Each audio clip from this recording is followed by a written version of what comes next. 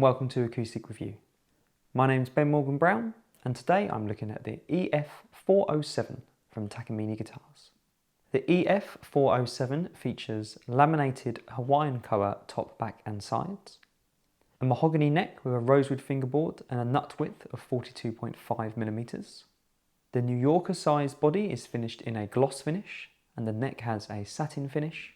The guitar comes with Takamine's own CT4B2 preamp system, ships in a Takamine hard case and is available in the UK for around the £900 mark.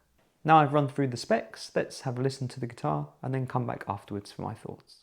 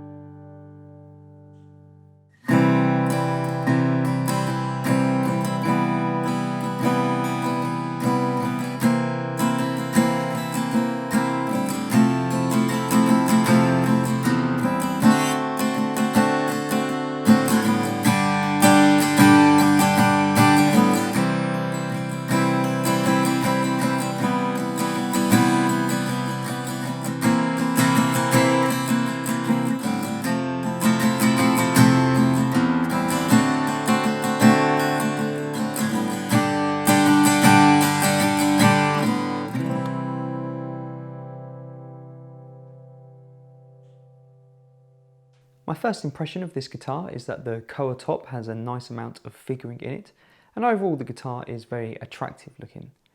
Grabbing it out of the case, I was surprised because it was a little bit heavier than I was expecting for such a small guitar, but it's not unbalanced and it does sit well nicely in the lap. Overall, I think the look of this guitar is quite tasteful. There's a little bit of bling with the gold tuners and there's some subtle inlays on the fingerboard, but all of these little touches just enhance the main attraction, which is obviously the koa top, back and sides. It's a shame to see a barn door style preamp on this guitar because that ruins the otherwise quite elegant look, but overall it's a very nice looking instrument. The build quality is very good, the fretwork is nicely done and the inlays on the fingerboard are very clean. The finish is a little bit thick looking, but it is evenly and well applied to the guitar, and overall the instrument just feels like it's very well put together. Moving on to the sound, I did find that the low end was lacking a little bit and there was a slight boxiness to the tone. And this is quite common in a guitar of this size, and I think particularly with a guitar with a laminated top as well. There was some brittleness to the top end and a few honky notes between F and A, and the guitar is also quite dry sounding with not a lot of overtones. It's by no means an unpleasant sounding guitar, but I did find myself wishing it had a little bit more to give in terms of resonance and detail. The pickup is typical of a lot of undersaddle piazzos in that it could get a bit spiky, but I actually did feel that it had slightly more dynamic range than some other undersaddle pickups that I have heard. Surprisingly for piezo, it was lacking a little bit in low end, but that does match the tonal characteristics of the guitar unplugged. And you do have a 3-band EQ on the preamp if you wanted to add a little bit of more low end in. The action on this guitar is really low. It's literally about as low as it could go without resting on the frets. This did mean it was very easy to play, but it also meant that if you played a bit harder, there was some rattle. But I did find that it was easy to eliminate that by just controlling the right hand. Found the string spacing to be a bit tight, which combined with the small body size and also the slimness of the neck, did make me feel like I was dwarfing the guitar a little bit, but I suppose for a lot of players that compactness is going to be appealing. I think this guitar would suit those wanting a more compact feeling instrument, perhaps younger or smaller players or even electric guitar players who don't want the feel of a bulkier acoustic guitar. The pickup means the guitar is gig ready, and I think the slight boxiness to the tone would mean it would sit well in a mix with other instruments, so maybe those playing in a band or small groups would appreciate this guitar, but I'm not so sure how well it would work in a solo context. At the £900 mark, I think it's fair to say that most of us would expect a guitar to come with a solid wood top at the very least.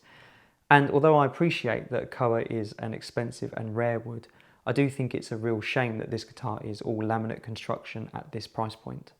Having said that, you do get a case and a decent pickup included, and the guitar looks great and plays great as well. But I think for a lot of players, the lack of solid wood would make this guitar seem a little less value for money compared to some other instruments on the market. If I could change anything about this guitar, I'd like it to have a solid wood top. I think that would offer better value for money, and I also think it would tame some of the brittleness that I heard in the tone. One thing I was really impressed with though was the action on this guitar. In fact, I'd go as far to say it's probably the lowest action I've ever seen on an instrument which was still playable. And I know that that playability is very important to a lot of players, so I think that, combined with the good looks and the high build quality of this guitar, will mean that lots of players will be tempted to try it out. I hope you've enjoyed this video from Acoustic Review. Please subscribe and follow us on social media to be updated when new videos are released. And I look forward to seeing you again soon.